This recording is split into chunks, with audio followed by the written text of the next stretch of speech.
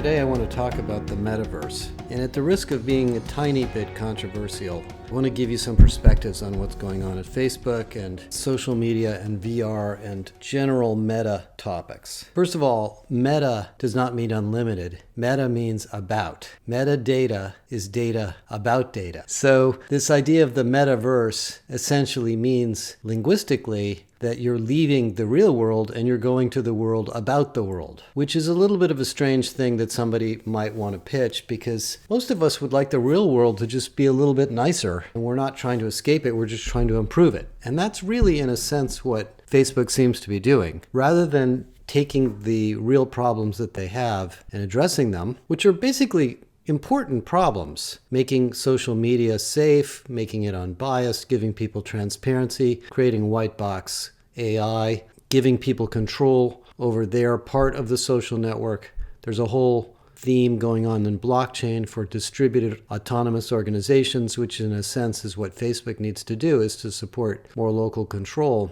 They've ignored it and they don't want to talk about it. They want to talk about the meta problem, which is the problem about the problem, which is let's escape it. Let's go to another world. And I think most people are seeing right through this. When Philip Morris changed their name to Altria, a lot of us were very aware of what they were trying to do. And it had some positive impact on the company, but the company is still a cigarette company. And I think to some degree that's still true in Facebook. Facebook is a social media company. It makes its money through advertising. A tiny, tiny fraction of their revenue comes from direct sales. So everything they do has to do with collecting data about people and selling that data to advertisers, not serving users. So it's not clear to me that the metaverse really changes any of that. Second thing I want to talk a little bit about is the way social networks work. Now, I'm not an expert on this, but I certainly read a lot. And one of the observations I wanted to make is that if you think about the corporate world, where most of us work in companies with hundreds to thousands of people, we don't communicate to everybody at the same time in one big network. That would never work. I mean, if you had a open broadcast communication where everybody in the company could talk to everybody else, you know it would be a mistake. There would be all sorts of complaints and gripes and people anonymously talking about things they don't want to do or that they don't think the company should do, and it wouldn't work. So what we've learned, by the way, we had a funny situation like that at Sybase, which I'll tell you guys about sometime, where we proved that it didn't work. So instead what we've done is we break people into teams, and we have small groups, and there's endless research on why small teams outperform big teams and why big teams outperform hierarchical teams and why we should distribute control to the most knowledgeable people and why personal relationships are more important than hierarchical relationships. This has been proven in business, but somehow in social media, we just ignore all that and we throw everybody into these big open networks and assume good things are going to happen. And so I think there's a flaw in the fundamental philosophy behind Facebook that we now know is problematic. And for some reason, the company doesn't want to deal with that. I mean, I really think it would be a fascinatingly important strategy for Facebook to take that on and make the system better. And I think it's happening to other companies. One example of a company that I sort of know is Nextdoor. Nextdoor is a well-intended social network designed to be used by your community in your neighborhood. And I joined Nextdoor in our neighborhood, and it was okay. I mean, it was nice. People were talking about why somebody's trash wasn't picked up, or maybe we should get a new white line painted on the street, or whatever it may be. And then something strange started to happen. The Nextdoor communities started to connect to each other, and I started to get messages from people a couple blocks away and then a couple miles away and then all over Oakland. And suddenly the stream of information started to be about crime, and somebody stole my newspaper, videos of people stealing each other's Amazon packages, and I just shut it off. I just didn't have any interest in it anymore. And I wonder if that's the same effect, that social networks amongst close allies and friends are great.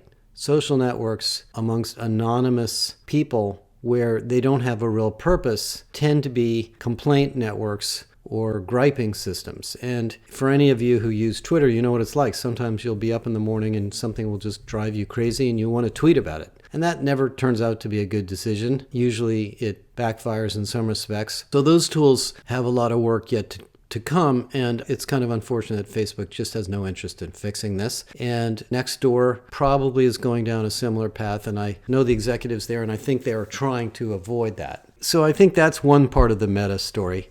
The second part of the Meta story is, do virtual realities work? There's been a lot of money spent on this. Second Life, many virtual worlds that have flopped, going back to the 80s. And I'm not really sure what Facebook is trying to do.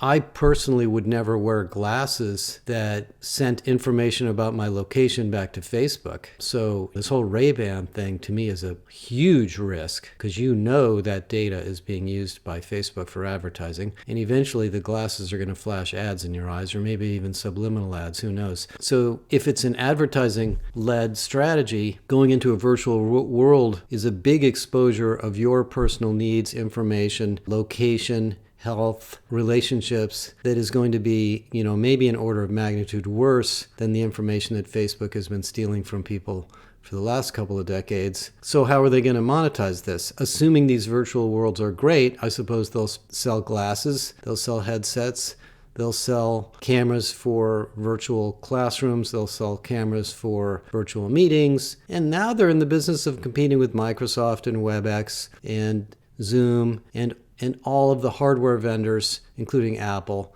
who are really good at this. Is that a direction where Facebook's going to succeed? I don't know. I don't really follow the company that well, but I tend to doubt it. So on the other hand, there is a huge potential for virtual reality and augmented reality. Huge potential. The company that I've spent a lot of time with is a company in Menlo Park called Striver Labs. And Striver is a VR company that was founded by the quarterback of the Stanford football team, who used VR to train football players. And when I first started using it and trying it, I was amazed what it feels like to actually be on a football field. And they have become a very successful, fast-growing company selling really effective VR training to Walmart and Verizon and JetBlue and all sorts of amazing companies.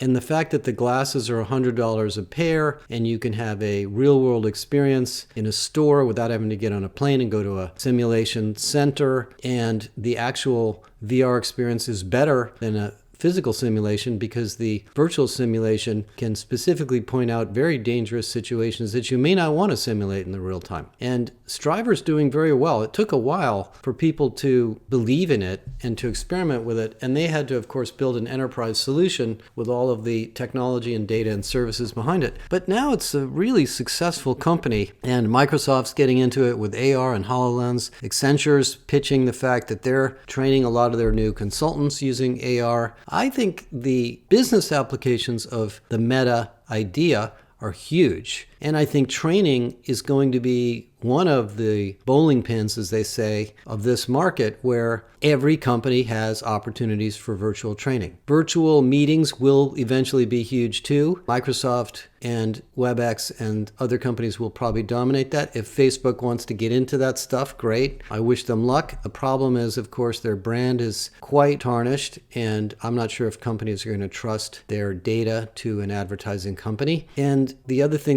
I question about Facebook is, when you sell products to customers and customers pay for them, by the way, we don't pay for Facebook, so they actually don't sell anything to us. You have to support them. So there's a massive infrastructure that Facebook has yet to build to market, sell, support, and take care of real customers, us, not the advertisers. I don't think the company has any infrastructure in that domain whatsoever. And the success that Facebook has had with Workplace, I believe, is primarily because the Workplace customers are Facebook advertisers. So they have been doing business with Facebook already, so they feel somehow engaged with the company for this other system. So there's a lot of questions about whether the Meta strategy will play out and what it'll turn into. It'll certainly be interesting technology, and a lot of people will probably be entranced by it. But believe me, Apple's working on this. Microsoft's working on this. Many startups, Striver, Immersion, lots of really cool companies are working on this. So even though Facebook will put $10 billion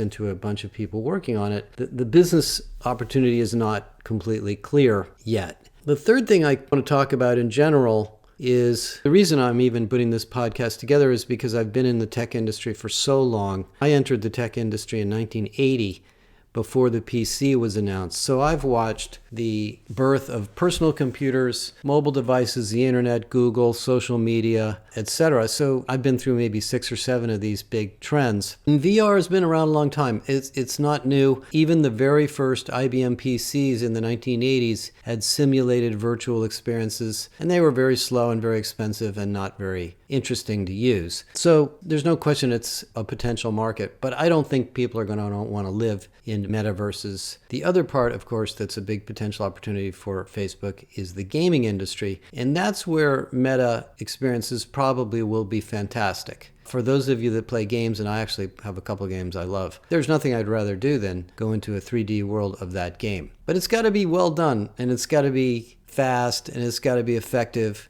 and it's got to be inexpensive. Most games are $45, so I'm not going to spend $500 on a game and a bunch of hardware for it. Some people will, but anyway, that's my perspective on Meta.